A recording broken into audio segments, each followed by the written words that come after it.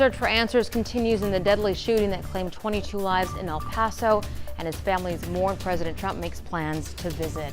A community in Ohio sharing that same grief after a suspect shoots and kills 9 people early Sunday. We've got the latest developments in that case as well. Plus, another lawsuit filed against ExxonMobil following last week's explosion. We'll tell you who's going after the company now. From the KHOU 11 studios, this is H-Town Rush. First up at 5, the weekend's mass shootings now commanding the attention of U.S. leaders. Many say it's time for Congress to do its job by passing tougher laws concerning gun control. Congress is in recess and comes back in September. And that brings us to our live survey for you this morning. We're asking, should Congress return to D.C. immediately to deal with the shooting crisis? You can weigh in now online at khou.com/vote now or by using the KHOU mobile app. We'll get to those calls from the Capitol momentarily here, but first, Cheetah's going to kick off our Rush Block. Okay, well, for Tuesday, we're starting off very similar to our Monday. It's hot, it's humid. So actual air temperatures, 70s and 80s. We're feeling, though, this morning in the 80s and 90s. Couple things to note. It is going to be a hot and humid afternoon, but we're also going to see the chance for a few showers. About a 20% chance for a stray shower at lunchtime today. About a 30% chance this afternoon. So you want to grab the umbrella. You also want to crank the air conditioning. You know the drill. 95 later today.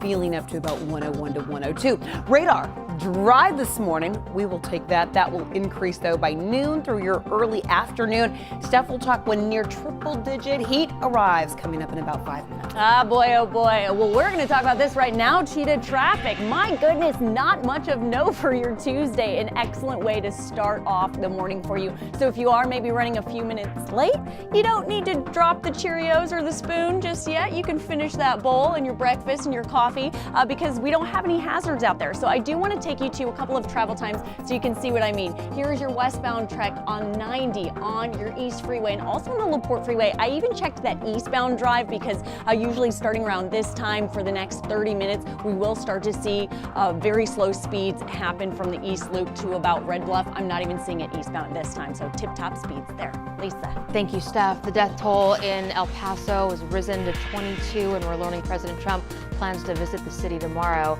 Our Janelle Ford is covering the latest details from our newsroom this morning. Janelle.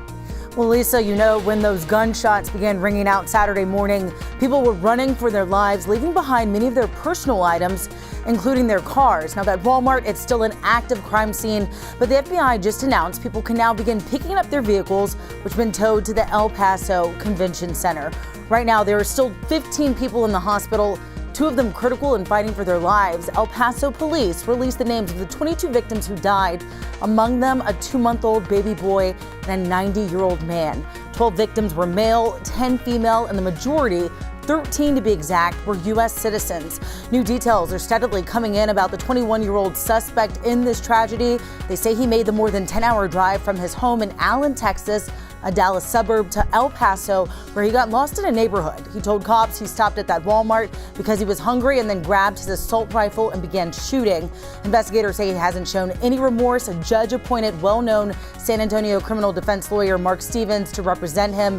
President Trump is expected to visit El Paso tomorrow. In the meantime, the city will open a family assistance center to give community support. Lisa. All right, Janelle, thank you for that. Let's get out of the shooting in Dayton. Reports are emerging showing what appears to be the 24-year-old gunman's Twitter feed. It includes tweets labeling himself a leftist. The account included tweets criticizing President Trump and supporting Democratic presidential candidates. Investigators have yet to say if that attack was politically motivated, and they have not described this attack in Dayton as a domestic terrorism case. Those who knew the shooter say there were red flags, including troubling past issues with women. He was somebody who made me feel afraid when I knew him as a teenager. Police say he killed 9 people, including his sister, before officers were able to shoot and kill him. President Trump is hinting he might support new background checks for gun purchases. The gun control debate is already dominating Twitter and Facebook this morning, and in our live survey for you today, we're asking, should Congress return to D.C. to immediately deal with the shooting crisis? You can vote now on our website or on the KHOU 11 app. And while you do that, here's a look at 2 big New York tabloids. They both come out with strong messages in the wake of the shootings. The New York Post headline says, "One small step," and that's talking about the president's hint of reform, while the Daily News, however, is not having it. The big headline there, "Empty Words," is criticizing the president's speech yesterday for not going far enough. And last night, Stephen Colbert started The Late Show with a 10-plus minute monologue ripping into the situation, comparing American gun culture to the Chernobyl nuclear disaster in the Soviet Union. The nuclear core is going to melt down and kill everyone. So the politicians refuse to believe it, because any acknowledgement of failure threatens their position of power, and their power is more important than saving any lives. What's that got to do with anything? Well, I think at this point it's clear that America's gun culture is melting down. Late Show host James Corden also trending overnight here in Houston for this emotional, nearly 4-minute video about the many mass shootings in America over the last 4 years. We have continuing coverage of the shootings on KHOU.com, and that includes what we know about the victims, more on the president's response, and also a deeper dive into the nation's gun laws. Now to breaking news, a man is in the hospital after he was shot by 3 masked men. This happened around 9 p.m. outside an apartment on Broadway in Southeast Houston near Hobby Airport. A woman was also injured in a fall trying to run away from those men. The suspects took off in a silver 2007 to 2014 model Chevy Impala. A woman and 3 toddlers are safe after being held hostage in a home in East Harris County. Pardon me. This happened on Gray Cliff Drive. Deputies say the standoff started just before 5 yesterday afternoon when a man barricaded himself in that home. SWAT rescued the hostages and arrested the man finally around midnight. No word yet on his relationship to the woman or those children. Your Rush Block continues with the day's other big stories, starting with the husband in Pasadena accused of fatally stabbing his pregnant wife. Investigators say 22-year-old Alex Guajardo was out on bond for 2 separate crimes when he allegedly killed 20-year-old Caitlin. Police say she was 4 months pregnant when she was stabbed. Guajardo is being held without bond in the Harris County Jail. Galveston's police chief is apologizing after this photo went viral. It showed mounted patrol officers leading a handcuffed man down the street by a rope. The police chief says the officers used poor judgment. Officers say the man was arrested on a criminal trespassing charge. Jury deliberations picked back up this morning in David Temple's second murder trial. He's accused of shooting and killing his pregnant wife 20 years ago. State Attorney General Ken Paxton files a lawsuit against ExxonMobil following last week's explosion at the plant in Baytown. The suit accuses the company of violating the Texas Clean Air Act and Texas Water Code. That explosion injured 37 workers. The cause remains under investigation. Puerto Rico's political crisis takes a new turn. The Senate declined to confirm Pedro Pierluisi as governor and sued on constitutional grounds to have him removed. Last Friday, Ricardo Rosselló resigned as governor following weeks of protests. And that is your Rush Block. Today's big stories from Houston and around the world. Let us know what's going on with you. Tweet us with the hashtag HTownRush. Now let's get over to Steph for the one thing to know in traffic. All right, Lisa, you got it. Take a look here at the East Tex Freeway off to the side on that southbound side towards the Beltway. You are going to see a stalled rig with the flashers on. Not a good sign, but the good news is, Cheetah, that it is not in any of the main lanes. And you need to know in weather, it is going to be some of the hottest temperatures that we've seen so far this year, this upcoming weekend. We go 98 to 99, not out of the question by Sunday or Monday of next week. We really will be talking about actual air temperatures reaching that triple-digit mark. A whole lot of sunshine. Today's the last day with some of that rain. I'll show you the radar coming up in about 5 minutes.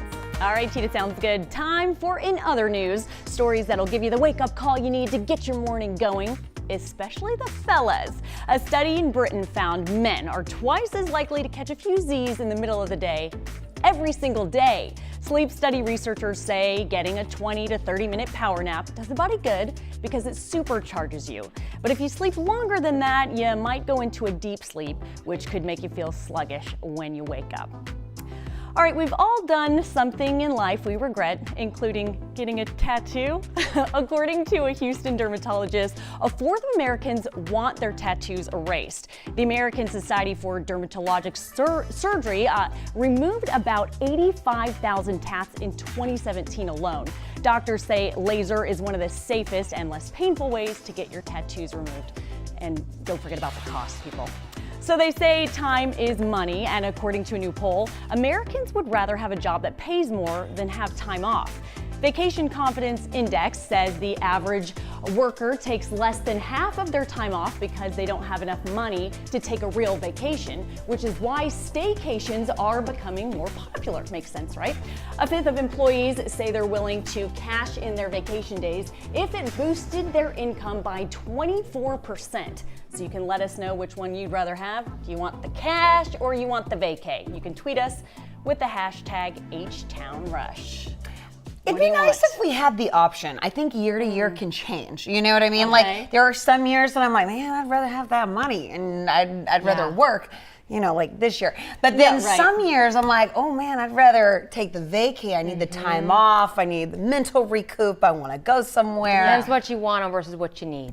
That is true, right? What do you That's need a in daily life? struggle. Right, that's It is a true. daily- That's true. Daily struggle. 5:11 right now. An Oregon man tosses a shoebox in the recycling bin, then remembers it contains his life savings. That story's coming up.